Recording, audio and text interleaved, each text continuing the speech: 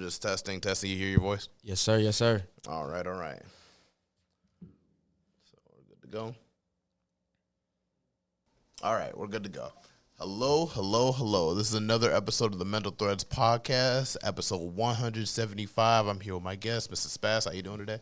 Doing, man? I'm good. Wonderful. I first met Spaz, I think. Was it at that Bratz event, like Sam Dinovo? Yes, that was. That was the first time? Yes, that was, Okay. And you go a long ways with the Sam Dinovo, like way back in the back? Yeah, that's my dog, bro. Yeah, how long ago y'all go back? Like, was it like a high school thing? Or y'all just know each other for a while? Man, this was a music thing. Like, this was more like I was at this venue called Cloud Check. So he was just standing there with his homie Lance. Shout out Lance, bro, and shout out Sam, bro. So he was just sitting there, and it was raining that night. So we just waiting to go in there, and the thing was closed and stuff. We got there real early. So I was just introducing myself like, yo, my name's Spaz, bro. How you doing, bro? Because I'm an open, like, minded person. I like to makes myself known, if that makes sense. Like, so he was like, yo, what's good and stuff like that. And I was like, bro, we just had a conversation about music. We had a conversation about what artist is, who we listen to, and stuff like that. Then after that, we just seen each other perform, and I'm like, bro, I mess with this dude, bro. He got the same aspect of performance aspect as me. So it's like, why not try to join forces with that? Yeah, so you feel like maybe y'all got like the same type of vibes and everything. Yes. Maybe I'd probably describe me like a Mac Miller or Wiz Khalifa type situation. That's crazy, bro. bro. So like y'all just kind of get along type stuff. Yeah, y'all just kind of like come from the same type of stuff. And you were born and raised in Charlotte, correct? Yes, sir. Born and raised. Dope. What side of town you lived on? I lived on the east side. Oh, and then really? I moved to the west side. Oh, you just moved to the west side. Okay, yeah. 2012. Yeah, I grew up I was raised on the east side, but I feel like my heart's in the west because that's where all my friends are and everything. Literally, like some of my favorite family members there, and all my friends is there too. So it's like I like to pull up on the west. I'm probably gonna pull up this weekend just to pull up one of my homies from back in the day, type stuff. But it's just like, yeah, I love the west side too. It's pretty dope. It's just where you have to reside at, man. Because like you said, it's a most of like my growing up, especially like at middle school and high school era is the west side. So I have to like claim, yo, I'm from the west, bro. Yeah. Even though I grew up on the east, little bit, but my growing stuff is like at the west side. All the important events. There we go, bro. I know, I feel that for real and everything. I wish I would have spent like some time on the west for sure. Cause then I feel like, man, I would have met a lot of my homies a lot earlier. Maybe went to school with them type shit. Like West Charlotte, I know they probably went to a whole lot of turmoil and everything. But what CMS school doesn't when you think about it? What? And you actually went to West Charlotte, right? No, I went to Hardin. Oh, you went to Hardin. Yeah. Okay, yeah, but that is on the west side for sure. Right. I'm trying to figure out where that's at. That like is that up the street like from the Pizza Hut near the CVS, or am I thinking of where at? Where at? Cause I'm thinking about like, the Walgreens and the Pizza Hut and everything. Oh, yeah. Okay, I know exactly what you're talking about. Yeah, it's like further down right there. Yeah, and there's like a Planet Fitness around the area too. And then it used to be Bilo over there. Then it turned into Food Line. Yeah, and then it used to be Harvey's, and then it turned into Food Line. Is right over there. Yeah, what's it now? It's Food Line now. Oh, it's still Food Line now? Okay, yeah, because it was like Harvey's was like the green thing. Yeah, that shit just came and went. Yeah, like, man, there was so many changes over there in that area, bro. Like, it really used to be Bilo, bro. And I remember when it was Bilo. Man, what? Bilo was on East Side, too. I remember it was on Alma Road. Yeah, I used to go to... That's where I used to stay at. Yeah, Alma Road. Yep. Oh, damn. How we not bump into each other? I don't even know, That's why I stayed on Alma for a little bit and everything. But, like, I stay now, like, on the near Sharon Amity and Central and everything now. So it's just like, but dang, yeah, I spent some time Alma Road. Like, damn, well, I guess we just... That's crazy, bro. Because, like, Alma Road was, like, that was from elementary to middle school. So, word. Like, that was like 2000 something. Like, you were there before the Quick Trip was up the street. Right. Yeah, dude. I was mad as hell, bro. Because I was staying at an apartment complex because my parents were going through divorce during that time. So I had to stay with one parent, like, near the at the apartment combo. I think Summerstone or Somerset. I forget. Yep. Right up the street for like a YMCA and everything. Yeah, like seriously. And they just made the quick trip right when I was left. Like bro, they was there like a while earlier. Man, that'd be just a jug, just going there and back and forth. Bro, I would live at Quick Trip every day, bro. But that Quick Trip never used to be there. Yes, it was never there. All you had was the Dunkin' Donuts, and I'm just like, if you really wanted to get some shit, you had to go like the Family Dollar or the McDonald's and stuff or something. And then it was right across from the little SCCU bank. SCCU bank. I'm trying. I know you're talking about near the DMV and everything. Yeah, that always stayed there. Yeah, I've been there. Like that. That's never gonna go away. So I know I'm familiar with that whole area, bro. Like I fuck with Aldi's there too, man. Oh, Aldi's will get you right, man. What? Man, Aldi's was what, like right there behind Cookout. And stuff by like, Cookout. Yeah, man, I know this stuff, and the KFC Taco Bell, right? Which they just knocked down. Wait, they knocked down the KFC? Yeah, like I was driving by there. I'm like, where the hell KFC and Taco Bell go? I think they're trying to build something. I think they're just trying to rebuild it again. Man, that to be honest with you, that whole Alma Road area need to be rebuilt. You really think so? Yeah, because it's like the road, especially where the laundromat at, that whole road and stuff right there, that's too much bumps, bro. Cars can get messed up, bro. Oh, yeah, the little potholes. Man, what, bro? Every single time my mom would just like drive through there, all I hear is a boom. I'm like, yo. Yeah, man. I don't feel like it's as bad as Durham was. I went to school in Durham and everything. Their potholes was sharp now. Like I don't know how my tires made it and everything. I feel like, man, like, what? Like a quicksand of holes and craters just going through. What? Like, nah. Yeah, my tires were going through it, no, for real. But in regards to just going back into your experience and everything, transitioning from the East and the West, and like, how would you describe your experience between the both? You know, it's just like and what's the pros and cons on both sides, and just in general, your experience. Oh, the pros and cons with the East Side would be niggas are shiesty. Man, what? Weird. Like I barely go back to the East Side, bro, because it's like I done grew up from that. Why go back to something I grew up from? Nah, I feel that. If it didn't benefit me into my growth, you know what I'm saying? The only thing I can say about the East Side with staying over there would be going to school, of course, because back then, like, we didn't know where we was gonna go to school at. Yeah. So.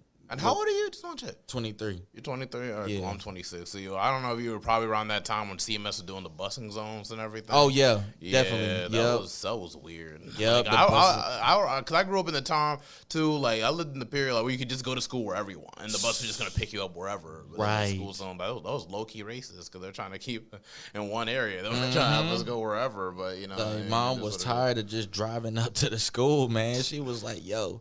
And then she was working and stuff, so it was like, like she just driving us up when the bus can just pick us up from right at this section and stuff like that. You feel me? Everybody from different schools were in the same area, and then whatever your bus came through, you just hopped on. Right. You whatever school you wanted to go to. Exactly. Like it seemed pretty simple. I don't know why they wanted to stop that. Plus, I was like more jobs because like if you hire more bus drivers to go in different areas, it's the more opportunities, and then the more kids could be able to go wherever they wanted. Like I don't understand that.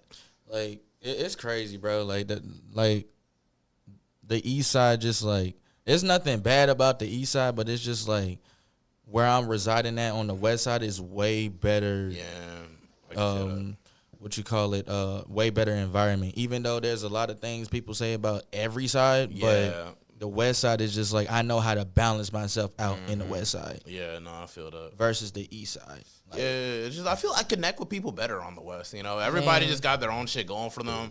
But even though it's like more family oriented type stuff. Like it's like you always feel like when you go out there, like you just feel more welcome there. Where it's like East is like more like status influence and everything. Man, like and be like, bro, that's shit your parents bought you. Like why are you why are you like getting so ahead of us over it, getting so gassed up over it? Like for real, bro. Like punks. I look at, but on some real stuff, I look back at it on the East Side like dang, like it's some teachers that like.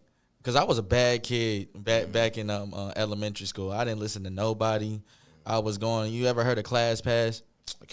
Class Pass? What's Class Pass? Class Pass is basically when you be so disrespectful to the teacher, they give you like 3 warnings. After the 3rd warning, you go to another class, and then I guess, learn your mistakes and then come back to like where they let you sit down in another right, okay, in another thing. That's what they called it to your place. I didn't know what they called it. They just called everything ISS. Like if you're ISS. Yep. Or you just kind of sat like in a different grade hallway and everything. You just kind of sat there and didn't do whatever. And I was chill with it because I was cool with some of the people in the different grades too.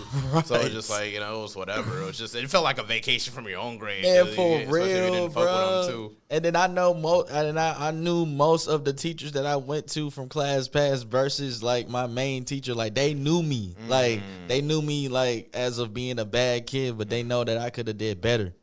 You know what I'm saying? So like, I just remember them little memories, man. I really want to go back to that because I really just be thinking like, yo, now that I'm grown up now, like. I want to just revisit them teachers that I be disrespectful to and be like, yo, I'm sorry, bro. Oh, like, really? I've grown up from that. And they probably seen that I was like, I could be a good kid because they know I wasn't like, I'm going to be a bad kid for life. So it was more like a growth and development type of thing. So I like really appreciate every teacher that like molded me into being what I am, you know what I'm saying? So even the ones that you didn't really agree with, like I had, like for me, like I wasn't so much like a bad kid per se or whatever. It just kind of depended on the teacher. Like if you were a teacher who was really like focused on actually being a teacher, then it's like I fuck with you like heavy. But then those teachers that just wanted to just kind of try to be the cool teacher, they try to side with like the kids half their age and everything. Say it's like popular or whatever. It's like, motherfucker, you're like 30 years old trying to beef with kids half your age. And everything, like, what's your deal? And then you're trying to do the politics and like these niggas ain't got no bills to pay, nothing, no responsibility, ain't shit to look up to, nothing, bro. Yeah, those are the ones that because I feel like they did the most for no reason. Man, what? Like it was some teachers I didn't like, but most of the teachers that like was making me go to different classes, them the ones that really like helped me. You know what I'm saying? Versus the ones I didn't like that didn't even care for me as an elementary student. So I don't know, like I just hope one day in life that I just like bump into at least one of them. You feel me? Just be like, hey, I'm doing good. Remember the stuff you said to me back in 4th grade? And now I'm like, what, 28, 30? I got a whole house. I got kids and stuff like that. And like I actually learned something from your class because you know how all the teachers be like, man, you better learn this stuff now because when you get out in the real world, it's gonna be real. You feel me? So I'm like, dang, they was really right. Yeah.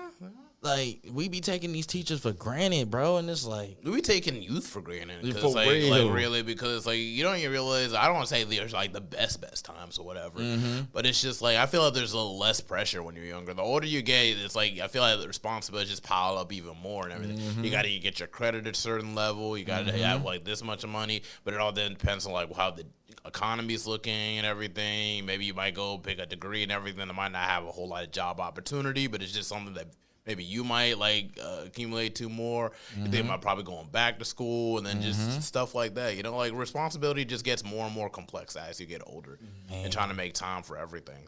So yeah, man, I totally agree. Like, man, I don't know. It's just like I be reminiscing a lot. Like I'm not a person where just like if things happen, I'm not gonna remember it. Like I try to remember everything, especially if it benefited me. With growth and development, I'm gonna remember it, bro. So like if this interview blows up for real and then I blow up and for real when not if. No, when not if. You feel me? Right. When it blows up for real and they actually see me and be like, yo, that's Quandarius right there. He was in my class at 4. I want to have that type of traction. You know what I'm saying? That somebody that I want to talk to, they notice that I'm doing good. I'm not out in the streets. I'm not in jail. I'm not dead. Like, they see that I did something with my life. You know what I'm saying? So I just wish one day they'll see it, man. They'll see it. Oh, yeah, surely. But, you know, at the same time, just got to do it for you, you know, regardless of who you met or who you trying to get to see, whatever. At the end of the day, you know, journeys go in chapters and everything. And whenever every chapter ends, you may revisit it every once in a while. You know, like there are people I bump into my past. You know, I work at a strip club on the weekends, and you know, it just happens. And you see them and everything. But at the same time, I have my own responsibilities there at that job and everything that I have to balance on. Whether if I have to do this podcast, whether if I want to go back and doing music again, whether if I want to be able to just, you know, make time to study for the GMAT so I can be able to go back to graduate school. Well, not go back, go there for the first time. I ain't be there before, but still. Yeah. But at the same token, it's just like, it's just things like that. You know, it's just like, I feel like the more you're tuned into your purpose and everything and all that, all the stuff in the past becomes more and more peripheral. Although, like, yeah, so there ain't nothing wrong with, like, want to be able to, like, you know, to acknowledge and kind of see, like, where you're at in life and everything. You know, just, like, just to see that, hey, yeah, I ain't where I used to be and everything. I'm a completely different person now. And whatnot. Ain't nothing wrong with that. Everybody feels that to a certain extent. But I feel like your focus should be just entirely just, like, just your purpose and just, like, just be growing as an artist for sure. Which is, like, you are, like, an amazing artist. I feel like you're definitely going to go far. I just want to be able to say that again and everything. And just want to be able to go on the back end. But it's, like, for Spaz, like, who is, like, Spaz and everything? Like, how would you describe Spaz, you as an individual and like growing into yourself? Man, Spaz is a person that's positive, man. Somebody that wants the good for everybody else. Somebody wants to be influential for longevity of time, but in a good influence, not a bad influence. Somebody that's different from everybody else, not the same thing that everybody portrays to be. Like, I'm not fake. I can be real as ever. Well, I am real as ever. Not can be, but you always do come across as authentic. Yeah, authentic. There you go. Authenticity. Yeah. You know, genuine. Like, I'm all that. I'm just not that negative person. You know what I'm saying? Spaz just have different aspects of them. I just call it like a It is. What is it called? Persona or what's the word? Alter ego. There you go. Okay. So like it's like Spaz, then it's my real name, and then is what my family members call me, which is Quan. So it's like when Spaz comes on the thing, that's the musical side. When Quandarius come on the thing, that's really me, like right now. Yeah. And when Quan comes around, it's like that's the friendly type of dude. That's the dude that everybody knows, you know what I'm saying? I'm always a person that want people to know about me. You know what I'm saying? I don't want to be that kid in the back that nobody knows or be the one that's just antisocial. I never been antisocial. Like I like to get to know people, you know what I'm saying? That so Spaz is just a person that like he's the greatest person I ever encountered with. You feel me? You know what I'm saying? Cuz how Spaz came about was like I was rapping in high school a lot. So I would be writing songs in classes and stuff and just like getting in trouble for it and stuff. So I'm over here rapping with my friends continually and they like, man, oh my gosh, he's spazzing out. And at that time I didn't even know my rap name. So I'm like, all right, if they keep saying that and nobody else is taking this aspect of making a name for it, why not take that opportunity?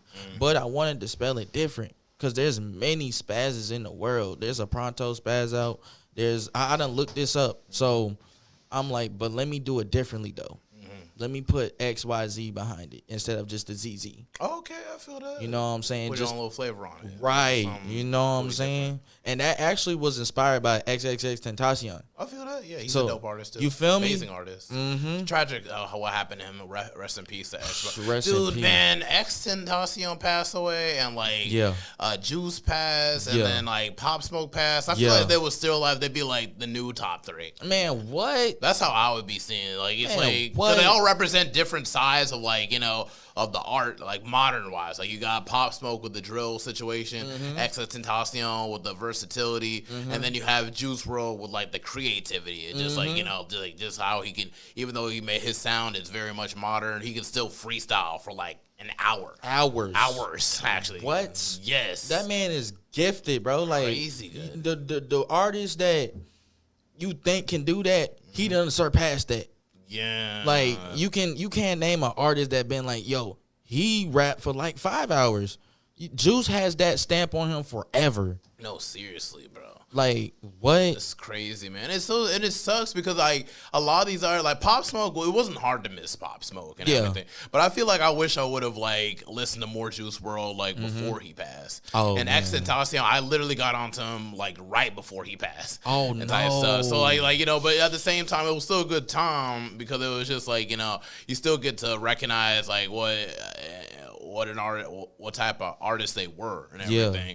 But at the same token, I just feel like there's a lot of empty space that's just kind of left, and they just kind of left like an empty area, you know, that I feel like they could have really filled in, you know, those roles, you know, because it just feels like, you know, like even with Kendrick and like, you know, J. Cole and Drake, I feel like they've been on for like a while, and it just feels like, you know, we're lacking some of it for them to just kind of transition into that role of like, you know, the top, you know, until you know, because that's how rap is. You know, you start with a couple artists and it just moves on and moves on and moves on.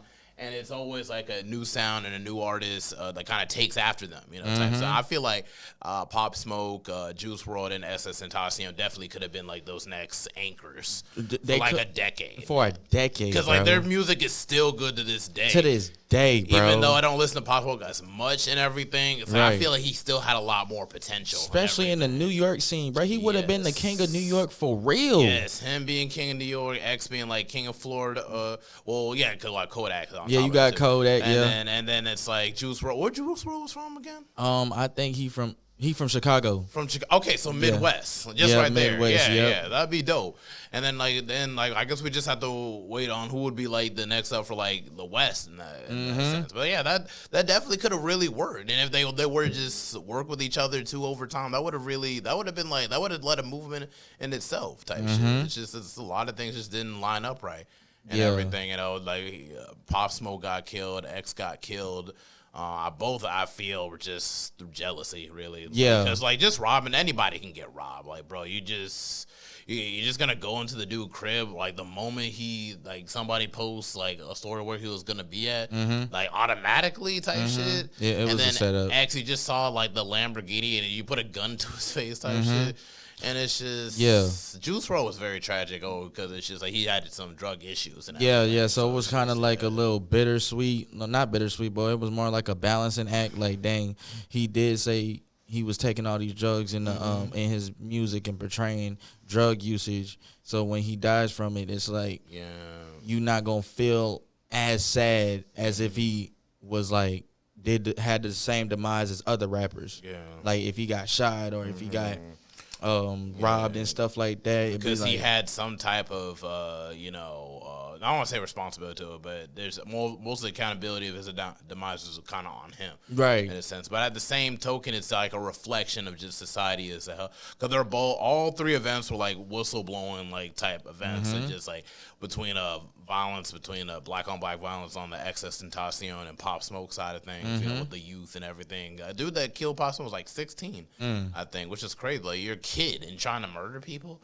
and it's just like, and then it's just like with Xxxtentacion, it's just a bunch of jealous niggas when you think about it. It's like, and you can't even have too much good shit around you because like you don't know when someone's gonna try and rob you, put a gun in your face type shit. Right. That's why you gotta walk like really light. And it shouldn't even have to be like that. It should just be like, I can be normal. I know I have a higher status, but I can walk normal at this place or at that place. But now you got people that's stalking you. People don't want to see you win. I don't want to see you win at all, bro. At all, bro. And it just sucks, man, because it's just like, dude, he's like, X was really trying to turn his life around, though. Literally, like he wasn't even on no type of shit like that, you know. Literally, so, like, would have brought up on like for Tupac, I could get like Tupac got in a fight with the dude that actually murdered him. And everything, Baby Lanes. A lot of people don't be like, oh, who shot Tupac? It was Orlando Baby Lanes. And he got killed later on, too. It was just gang violence on top of gang violence. He embarrassed that dude at a Las Vegas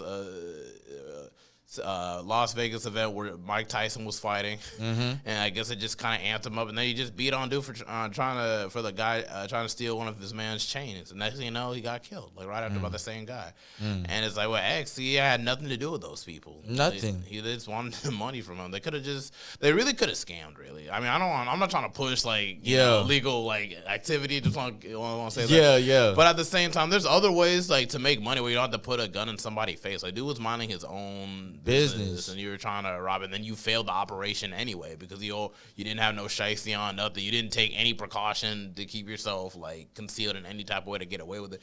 You just crashed out for nothing. For nothing. And like that whole situation, like how that first started, like I remember the first day, the time when they told me that X died. And I'm like, and at this point, I was already an X fan in 2016. First, when he dropped Look at Me, of course, when everybody heard it. Yeah. Before it got really commercialized and stuff, I'm like, who is this dude?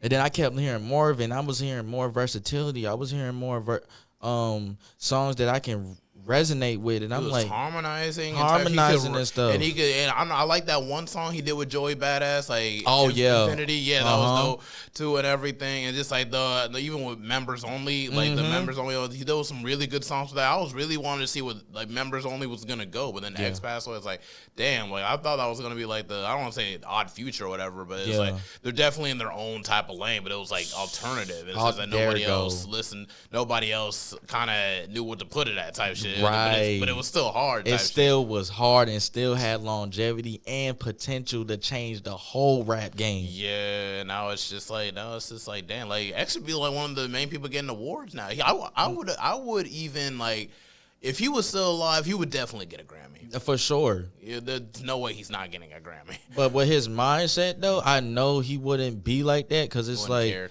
right. Because he know that he knows who his audience is gonna be, and he doesn't need no Grammy to cure people pain or validate himself. Yeah, he built, like I saw the documentary on Hulu. He had a very close knit relationship with his fan base. Like that's one thing I really respected about X. Like he had a really close like relationship with his like fan base. Always, every time in his concert, he would give people like great words of affirmation and stuff like that. Types of like speak life into people. And I'm like that. I feel like that's what artists you need to do. Like when you're going on tours and everything. That's not all about like fucking bitches, fucking other people's bitches, and just getting money. Like you can really put some pretty positive messages out there. And that's what I'm trying to be like, man. I'm trying to be connected with the fans, man. I'm not trying to be one of these sucker rappers and stuff like that don't connect with people that listen to what they're listening to. You feel me? Like I don't want to be that. I want to connect with you. That's the whole goal and purpose of this music stuff, is to connect and be positive about it. And then on top of that, it's just like, like rap is starting to like lose its soul to the point where it's just like country music is beating us now. And I never thought I'd see the day where country music will at a time become more popular than rap music. But it's just like, it just feels like, with music is supposed to be a healing type feeling. But it just feels like everybody's trying to do the same thing. Nobody has their own style. They just kind of lose the soul in the music. That's why I fuck with the 90s so hard, because it was just like, you had rap music, but then you had R&B too. And then they would usually like kind of like collaborate a lot more often type stuff. Like, it's just like, it feel like everything was more close-knit and everything. People were more creative. People were more in tune with their soul and their own identity as individuals. Yeah, right now it's like everybody's just trying to do the same thing and trying to be the same type of person. And then it's just like, in the same girlfriend, everything, same car. Y'all all like SRTs. I fuck with SRTs too. Yeah, but SRT it's like cool. I like that. Yeah, I like. But at the same time, it's just like, it's just like I feel like it's very crucial to have like an identity of your own. Like I feel like that would carry you a little bit further. And I feel like that's what Charlotte as a whole like rap scene was kind of lacking for a while, but now I see like how y'all pulling out the Charlotte Spark and everything, and just what Trey Rhodes is doing, getting us all together and stuff like that. He was on the podcast as well. I don't know if you've seen. That's the thing. I got to come and see. I got to see this little your podcast, man. I got to see it. No, that's okay. You seen Sam Dinovo's episode though? Yeah, I did see that one. Yeah, that was cool. That's what made you wanted to hop on. Yep. I'm like, because I'm like, as an artist, bro, I'm trying to elevate, bro. Yeah. I'm tired of being in the same spot, just putting out music, and I'm not doing nothing with it. That's okay. There's other ways you can do it. Like, I know I tell a lot of other artists in Charlotte about something going on in Detroit. It's called a Crowd Freak and everything. And they got a distribution service, kind of like distribution, like DistroKid. And, you know what I mean? Like, all you got to do is just upload your music and everything, kind of build a relationship with Curtis Lamar. He runs it. Like, it's like 100K followers and everything so it's like a lot. Plus, they actually do a whole lot of festivals and everything. I'm going to show you, like, the page at the end of the episode and everything. Oh, yeah, for like, sure. But like literally, like you could literally fly you out to Detroit, literally to perform at these events. So like that's another way you could be able to get situated too. And I just had Tigo B on, and he's a guy. I don't know if you've seen on South Side. There's a place called Romeo's Vegan Burgers. Yep, I know exactly. Yeah, what that's yeah, at. He owns that place and What? everything. Yep, I just had him on like literally like last night and everything. Man. Like seriously, and he be touring and everything too. And what he be doing is he be just sending his music out to like independent radio stations and stuff like that. You know, dang. I got like a list of college radio stations you can be able to send stuff out. They're always looking for music and everything to put on their playlist. That's another way to get your music out there. So it's like there's many other ways. You just got to think outside the box, and then you know just kind of tap in with people, reach out type shit. You know, it's just like, and I feel like I never try to gatekeep nothing, Right. Because I definitely want to see other artists succeed in Charlotte as well. You know, sure. I'm an artist from Charlotte, so it's just like it's just off the jump like that. And everything, but yeah, I'll definitely get that information to you too if you really want to get your music to kind of expand. But sure, like, all you got to do is just get it on the radio or get it on a playlist and everything. And then you know, like the type of music you got a lot of content too. Yeah. So there's a lot for people to kind of dive into. Right. It's just like it's just off the jump. You know, nothing to sweat. Just take that step. This is the first podcast episode you ever did? Yes, ever. Yeah. See, you're taking the step. You're taking the step. Ever, and I'm still trying to build my brand too and everything, you know, because it's just like these are the first like live episodes of doing and everything. Yeah, and so I see it, bro. Yeah, and it's just like since you're 75 and everything, 175, like the last 25 episodes, it gets me now that I'm already half the way there to my goal and everything. For this season, that means between this time and the next time. I'm going to set up my next session. I'm going to be creating reels and everything. Just so it can be able to be reposted from time to time. So it's just something else. So I'm going to do my due diligence as well. Right. It needs to be done. But it's like, what were we talking about before that? We're talking about a whole lot about X and Juice and everything. Yeah, the thing with X, how I noticed about him, noticed about his death. I was, I think I was at summer camp or whatever, and right after I took a picture with my homie and stuff, I looked on Instagram, and it said Xxxtentacion no post, and I'm like, no way. What do you mean no post? So I had to look at the comments because you know they can post anything just to nowadays people post anything fake just to mess with you, right? Or just and if TMZ posted it, it was like okay. This might be for real, for real. I had to look on YouTube and type in all that. And I'm like, yo, did you hear about this, bro? And most of the people that was around at that time, they was like, yeah, bro, it ain't no post. I'm like, I got to dive into this. Because whenever a rapper dies or somebody that I look up to. There's a part of you that's just in denial about it. It's just like, wow, no. And then they see the footage of what happened. I think his uncle was in the driver in the passenger seat and just jumped out and left him there. And I'm like, damn, that's some pussy ass shit. I would just die, really. I don't want to be like, because like, why would you want that to even sit on your conscience? That you like, literally, this is your nephew, somebody you're supposed to lead and everything and protect and everything, and he got killed, and you're just gonna run off and everything. I know things happen in the heat of the moment, but it's like I feel like your true character shows in the heat of the moment. I mean, yeah, I do agree with that. I'm not trying to condone what he did was right, but then you just got to look on both sides of the spectrum. It's like, okay, say you in the car with somebody and some people come up to you and it's somebody close to you and stuff like that, and they shoot that person right there in front of you, and then you're at danger too because they might shoot you as well. Oh, yeah. So it's like, it's either a fight or flight. So what he did was flight. Because if he would have fought, he would have been dead as well. Yeah. Like I said, I'm not trying to condone what he did was right. Would have been 2 deaths. Right. You know what I'm saying? So it's like, I don't know what I would do in that situation. Yeah. It's kind of like, dang, I'm a ride and die for the people that's close to me. But then again, it's like, once they've already been taken, and their lives already been taken, what is there to do? Right. So, so that is like, crazy. I didn't even look into like how he just left and stuff like that. We just looked at as the world. We just looked at dang, two people just pulled up on X and shot him right dead in his face. Yeah, and he was in a Lambo. Like, dang, he could have just said a press reverse and just drove off. And there was many things he could have done. It's like, but it's not the heat of the moment. You don't know what you're gonna do, type shit. You know, right. It's just, it happens. Like, you never think, you can't relate to people that are just going to just kill you. Right. And talk about somebody they're gonna rob you. Like, right. It's just like that little bit of money, all that you could have put some work in and try to develop your own art. But it's just like some people's mindset ain't set that way. You know, some people think completely different, and their whole mindset is set is hating on people, trying to take shit from people and everything. You know, it's just a matter. It's just a difference of maturity. You know, some people are just very egocentric, and like how they feel in that moment, in the heat of that moment, is gonna cause the most amount of damage. Or somebody who might think about doing something might reach the clarity of like, nah, I don't need to do this. What's the point in this? And nah, it's too much work. Like, I don't want to do. And then now they're both locked up and everything. Like, you did all that work and then you took somebody's life away and took their whole future away just so you could sit in prison. Like, man, it's just like, on, ain't nobody fucking with you in prison. You do some whole ass shit like that. Yeah, like it's like that's why I just like live life where in this quote of like, everything you do has a positive or negative reaction. Yeah. So it's like if you do positive, you're going to get positive back. If you do negative, you're going to get negative back.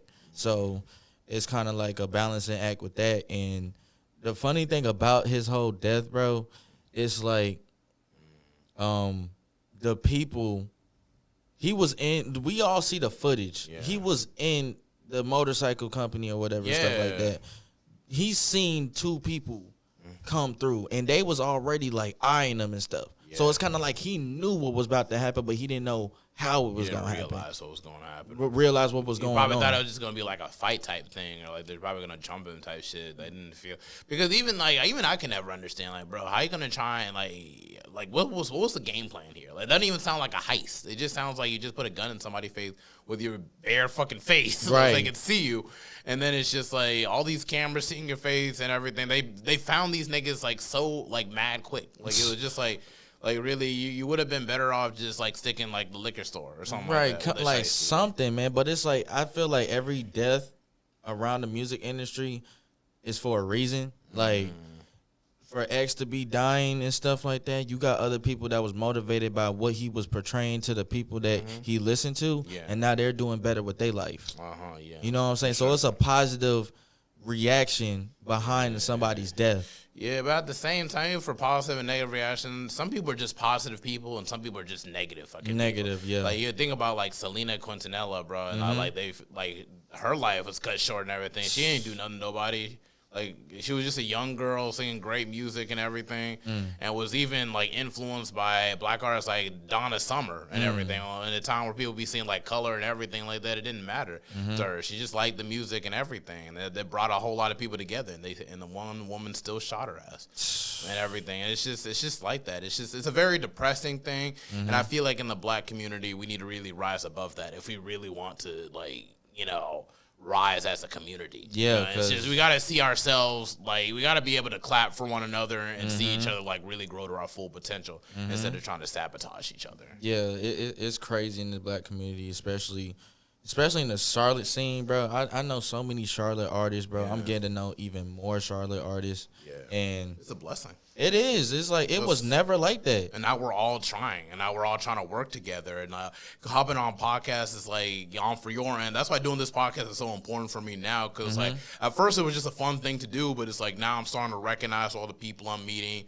the networking, and like the laundry list of people I'm just like, you know, clientele I'm missing, all that. It's just like, you know, there's other podcasts like the Mile Than Out podcast and the G Rich Show, which you should definitely check out. And everything. And I'm thinking like, man, there's a way we could just share, like, if we can get like just our 3 podcasts and just kind of switch with all the artists hopping on different platforms on that podcast and everything, and just kind of building our presence off that. You know, it takes work. Yeah. But it's like building that community and those connections and everything. It's gonna, like, we'll be able to build like a wave in Charlotte. Like, as long as we all work together and be able to put each other on, show each other these different places and everything, and how we can do these things. Well, it won't take long for Charlotte to blow up as a city. Like, we already had the baby blow up. It was on Saturday Night Live and everything. Right. Sure, they say dude was canceled or whatever, but he already showed that it can be done. Right. It just takes the right amount of work. But now it's time for us to start working together, because that's what Atlanta has over us. Really. Yeah, really. They're willing to work together and build an infrastructure. Right. And I was on, and Adrian from the Mount Out podcast I had on, and he literally made that statement. It's like, all we need is infrastructure. And and I was like, and then I didn't realize it.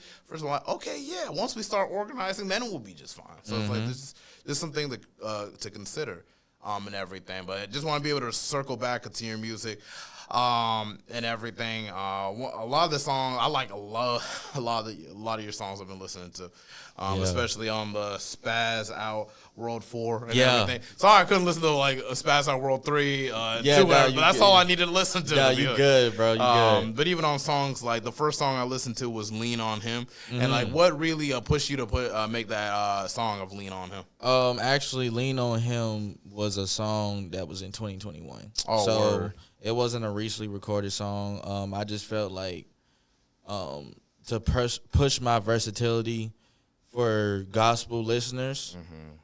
Let me give them a song that show that, hey, I love God too. I'm not just secular. You know what I'm saying? I might be secular as my main genre, but I can also do something with that secular stuff, have a secular sound with a message that relates to you. You know what I'm saying? And me personally, I made the song for me so I can just lean on Jesus, because it's like a lot of things I'm going through and I just need to lean on him. Sometimes I make songs for me to listen to get myself right, versus making everybody else be like, yo, that was hard. Yeah, it's hard to me too. I know I made it for me. Sometimes I make songs for me, just for me. But when I put it out, y'all like it too. Yeah. And I respect that. I mess with y'all. I support y'all. But "Lean on Him" was basically a song where it was just a direct message on how I just need to lean on God, bro. So it was basically a spiritual song, something that needed to be put out. It was supposed to be put out 2 years ago, but back in that time, I had a lot of stuff going on. I didn't have the right process to drop it, and I'm like, you know what? I think this year, this time, this month, this day, I'm going to drop this song. Okay. Yeah, not much people be like, yo, I like this "Lean on Him" song, because it's like they're not used to that. They're used to the melodic, pain, personal spaz. They not used to the, oh, shoot, this is new. I don't know what to say about this. I'm like, you should say a lot. Yo, I'm growing, bro. Yeah. You feel me? Seriously, you should be definitely proud and everything, because you got a lot of content and everything. So even to kind of step out of your comfort zone, it's very important if you want to grow as an artist and everything. Yes. So just taking those steps is going to be very integral in your success moving forward. Right. And so just for general songs, I know listen to songs like "Late Night," "Embrace," "What You Used to," "Vet Motors," "She Knows," and "With Somebody," Tusi remix. And everything. Yeah. All dope songs, but I just want to get more understanding. It's what is your process on or creating these songs? How do you start out creating? So I listen to a beat, right? It starts with a beat. Yeah, always starts with a beat, because I used to just write lyrics without a beat, and it's that never helped me. So I would listen to the beat, create a melody in my head, and just start humming whatever I want to say to go along with the beat. So, and then whatever I say and I put it on the mic, then I just keep going after that. If I say a word and then it rhymes with another word within that thought, I just be like, okay, this makes sense, so let's go on to the next bar. And then everything just completes itself and just boom, that's the song. You know what I'm saying? If it's basically if it's a title on a beat, say if it's The Ocean's World or something like that. Or Sunrise or something like that. I'll make lyrics that relates to the word sunrise. Yeah.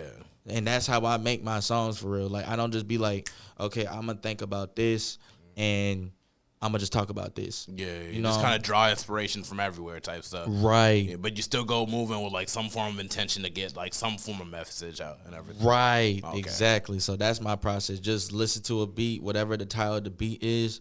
I relate to it and just start making lyrics about it, and then melodies come along with it. Oh, dope. I know, before we even started the interview, I stated things there was a whole lot of similarities between you and Juice WRLD. Right. And you said that you didn't really mean for there to be I didn't mean that, man. It's just it's about 5 out of probably about 10% of people I know they say, bro, this song sound like Juice. Your sound sound like Juice. And it's like, I'm tired of hearing it. But then it's like, okay, I'm glad that you can relate my sound to something that you listen to as well and can relate to. Yeah. Like, there's some type of inspiration of your listening from another artist that everybody adores. Yeah, no, so seriously. I respect it. And at the same token, it's just like that's how a lot of rap artists kind of live on through us and through our art and everything. Because like even like when I was making like Ego Trip, like my mixtape and everything, I didn't even realize like this one song called Grave Ship, it sounded like a Flatbush Zombie song and everything until somebody else was like, this kind of sounds like a Flatbush Zombie song. I'm listening to, like, oh yeah, it kind of does sound like that song. You don't even realize like a lot of artists influence you without even knowing, you know right? I mean? And it's like I feel like that's like how energy is. You know, energy can never be destroyed. It just kind of repurposed in some way, in some form of fashion. Like music, you can't see it, you just kind of feel it and just hear it. So it's just like, you know, I feel like in a sense, Juice WRLD probably influenced you to a degree where your sound kind of sounds pretty similar. And it's like I gotta like I said earlier, you still got your own voice, though. Right? I still got my own voice and stuff like that. But I just like, if this is what's gonna make you feel to listen to me and make you relate to what your daily life and stuff like that, then I'm fine with it. As long as I'm not actually imitating this artist that you listen to, and you can respect me as an artist, because I'm individual as well. I'm original as well. Of course. If I want to sound like Juice WRLD, I can do that. But I'm not gonna do that because it's like, why do I need to copy greatness? Especially in the wrongest way. You know what I'm saying? I don't want to duplicate something that's already bite somebody else's style. Like, nah. It's not like that. It's just your sound, bro. Like, I don't feel like you're biting on him, because if you were biting him, you would probably speak on the same subject matter. Like, most of your subject matter is like positive type stuff. So it's just something to consider, and you're not influenced like with drugs or nothing like that. So it's just like, you know, just sad thing for Juice WRLD. His favorite artist was Future and everything, and in Future, all Future do is talk about all the drugs he does, and he don't even do all those drugs. So and then Juice ended up doing those drugs, and then, you know, that was it for him and everything, you know. So just something to keep in mind, you know. That's why it's very important to put out the right message, because you don't know who's listening and who's going to be inspired by your music, type stuff, because that could really cut into their life so much to the point where it could be fatal at some point. And like we see it all the time with a lot of music. They talk about killing and everything, and then you see people as young as 16, 15 shooting people, killing people. It's like, bro, when I was 15, 16, all I wanted to do was hang out with my friends. And that's all it was, bro. And then you got these new young cats trying to like commit murder and everything. You're at a young age, like, what are you, Michael Myers, my dude? Like, you not. He's a fictional character, bro. Yeah, not really real, bro. Yeah, a lot of these people are fictional characters. Like, a lot of these rappers are like fictional, bro. And it's like, man, like with the baby, right? Even though this is off topic, like the baby, I respect him so much because it's like his grind and his motivation. There's a lot of people that don't like him, but charlatans, bro, we like him.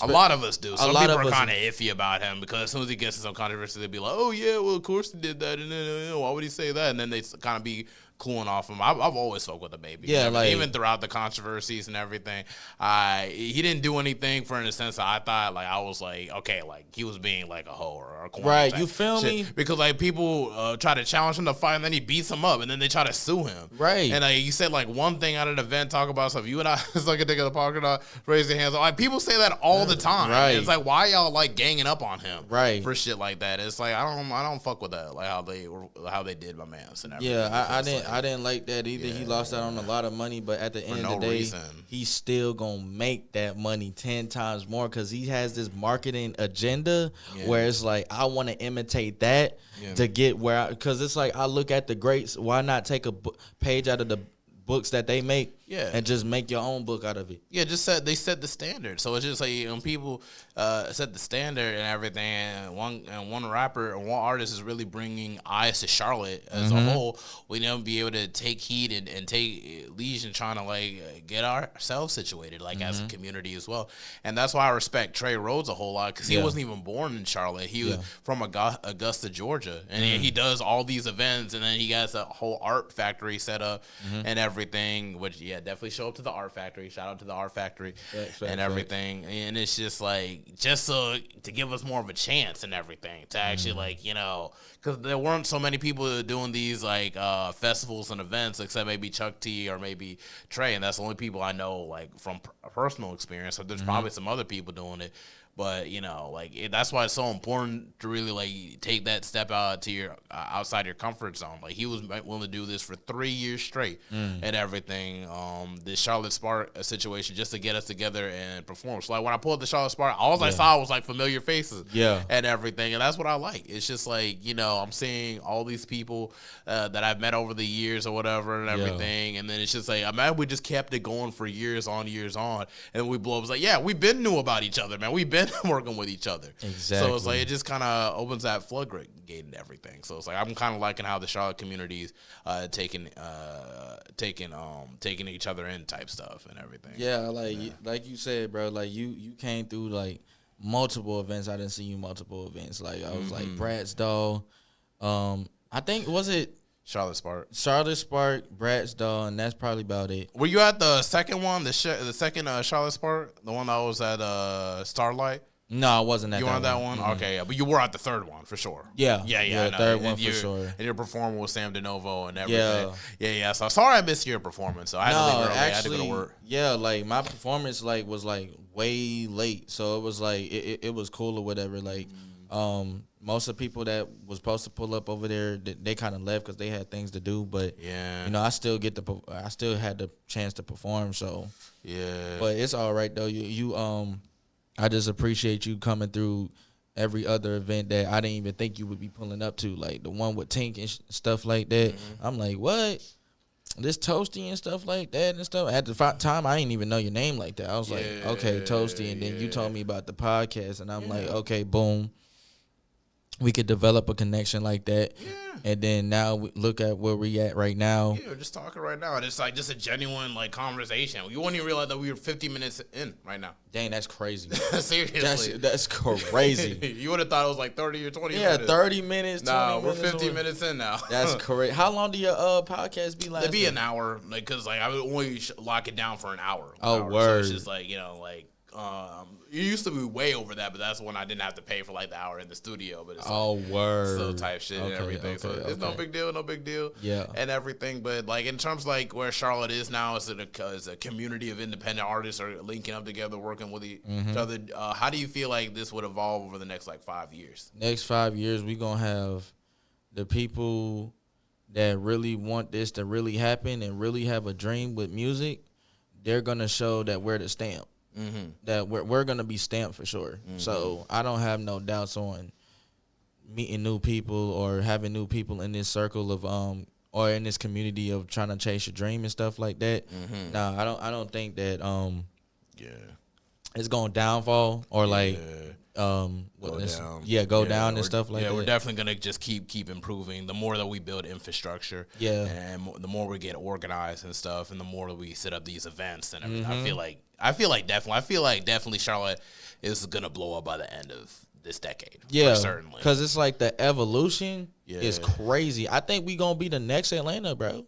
I wouldn't really shoot to be the next Atlanta because we're already a Southern metropolitan. I feel like we would be the first Charlotte, though. Well, first Charlotte, definitely something different because it's just like I don't think it's just like you know you have New York and everything been established, Atlanta been established for like the past decade and everything. Miami been doing their thing, you know, with like you know 2 Live Crew and then so on and so forth since the '80s in a sense. Then you had L.A. and then St. Louis and so on, Chicago, and even Detroit as well and everything. It's just like you know, it takes time for a city to just kind of grab a hold on. As soon as like Panthers win a championship or the Hornets win like the final, I feel like the Hornets got it like getting a little bit close because they're very young.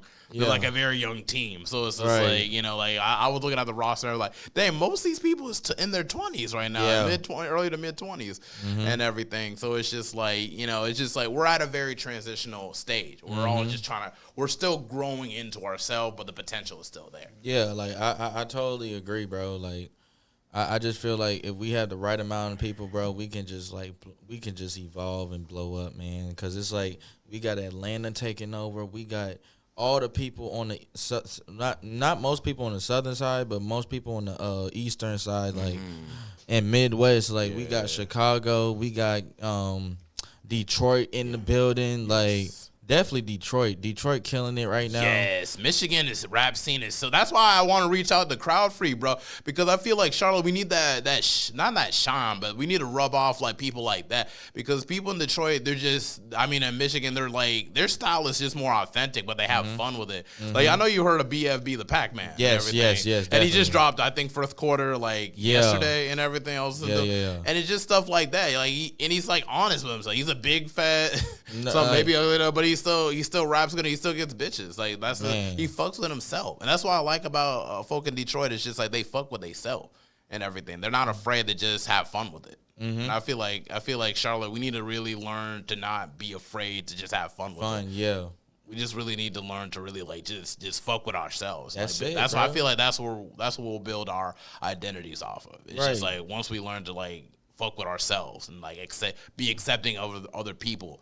Like fucking with themselves too instead of trying to knock off people's shine. Yeah, that's what it is. And we're definitely going that direction for certain. Yeah, it's a lot of hate in Charlotte too, bro. Like trust and believe. You got people that's blowing up, but then you got people that's hating a lot. And then there's people that's like trying to like you said, knock off your shine when you don't expect them to. It's like no, they do bro. the absolute most just to make it seem like you're not worthy or whatever, that you're not going to be that nigga in a couple years anyway. Like, what? And then they be the first people to quit anyway. Like what? Like, I ain't never quit. Like, I've been wanting to do this music thing. I might hold it off for a while and everything because I'm like trying to do other things in between. But really, it's just the whole sense of just I'm just trying to make my funds up the legit way so that I can be able to just have the funds to like, push an event or go to the studio or, podcast episodes or anything like that, like, so it's all like a work in progress. But I feel like that kind of helps you on your journey too. You can be able to speak about the struggles as you move through those struggles. And everything. So it's just like, that's why it's like, that's why I'm fucking with the journey I'm at now and just the people I'm meeting and everything, like you or Sam Dinovo and the company and everything like that. So it's just like, but it's like, I don't know, like especially with like the hating that be going on in the show, I don't feel like it even gonna matter really, because it's like there's a lot of those people were just like folk, like just lame people. So it's like they start phasing out like the older people get, type shit. Right. It's really outsiders, bro. Like you don't get like, I mean, yeah, you get, from what I experienced, you don't get like as much people from your own city to hate on you. They like to follow. Right, they people. Follow like behind all the other people, and it's Charlotte like is a dick rider city. Right, what? You have to start blowing up somewhere else before we start fucking with that. Is wild though. Sucks. But it's like it's okay. It's fine. Like but that's just how hip hop is. It's just like even with like LA, with like NWA and everything. Like they were fucking with them there,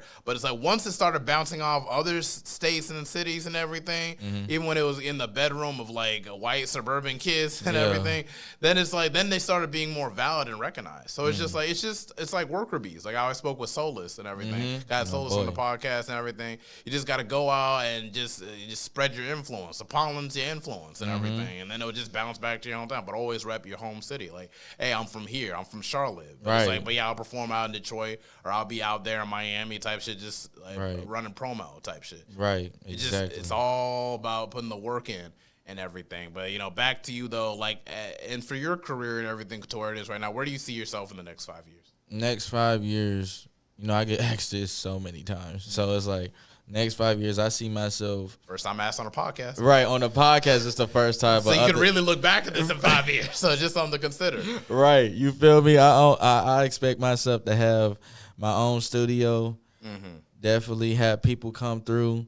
I expect to have a business as well. Like I'm always into fashion, so it's like I want to own a fashion business, and I also want to like get an LLC as well. I mean, that's gonna come along with the fashion business, but that's like one of my main goals. Like musically, that's what it is. Yeah, that's all I can think of right now. You know what I'm saying? Because I got big goals, but it's like if I say my goals right now and I don't achieve it, and after 5 years, like, dang, I just said that just to say that. No, it's fine. Yeah, it's okay. You don't want to get too specific. Like, I know the next 5 years, for my instance, definitely I want to see the podcast. It definitely going to be blowing up for sure by then because like I've been doing this since like 2021. So it's just like, and I'm already 175 episodes in. Damn. Trying to hit 200 and everything. Right. But it's just stuff like that. And consider like my dedication and like what I want to do and what motivates me to make this podcast, like reach where it needs to reach.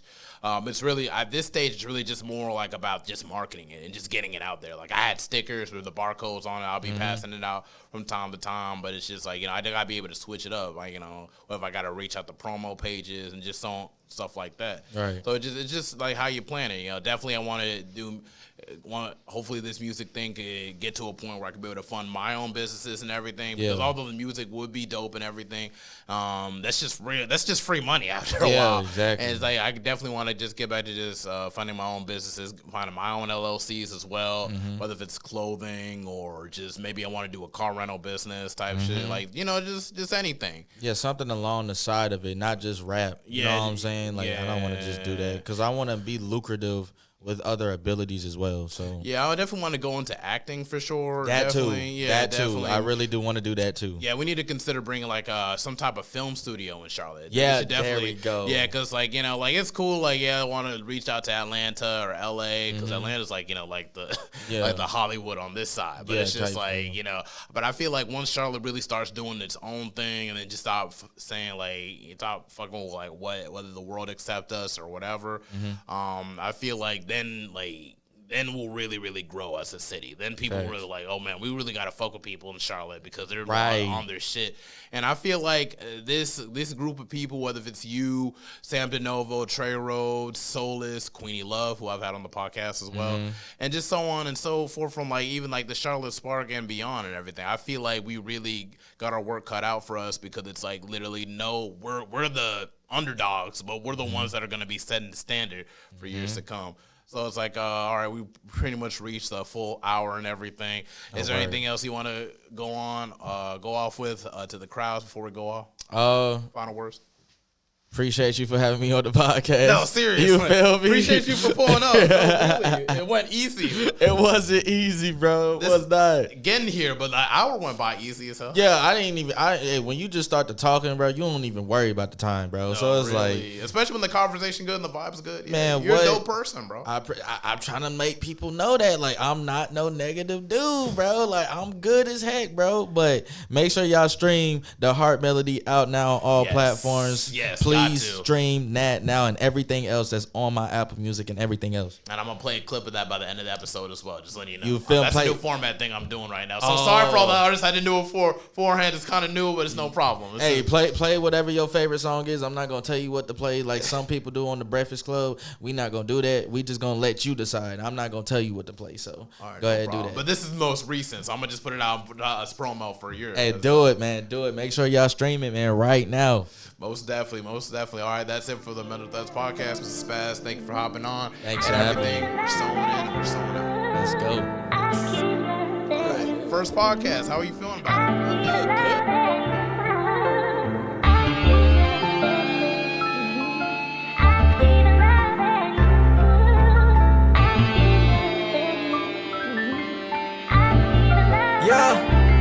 So many things that I do to signify I love you. Cause everything I say, you cannot say it's not true. And I'm so used to getting hurt, but you the one that made me brand new. Gotta know that you the first one to do some shit they can't do. Loving you, something that they can't do. Trusting you, something that they can't do. Number one, they gon' put you number two. Giving up, that's something I ain't come to do.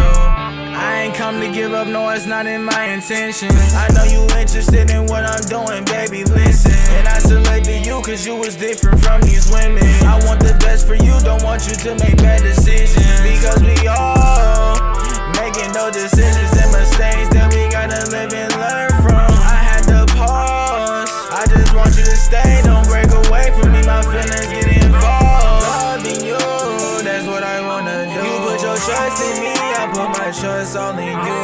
Loving you, that's what I wanna do. You put your trust in me, I put my trust only in you. So many things that I do to signify I love you. Cause everything I say, you cannot say it's not true. And I'm so used to getting hurt, but you the one that made me brand new. Gotta know that you the first one to do some shit they can't do. Loving you, something that they can't do. Trusting you, something that they can't do.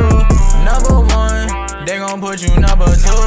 Giving up, that's something I ain't come to do.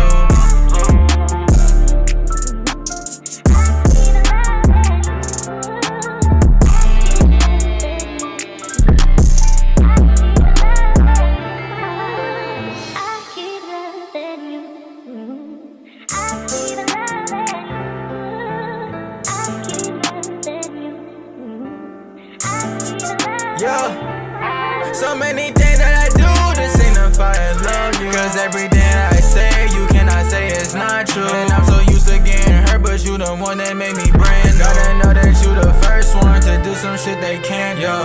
Loving you, something that they can't do. Trusting you, something that they can't do. Number one, they gon' put you number two. Giving up, that's something I ain't come to do.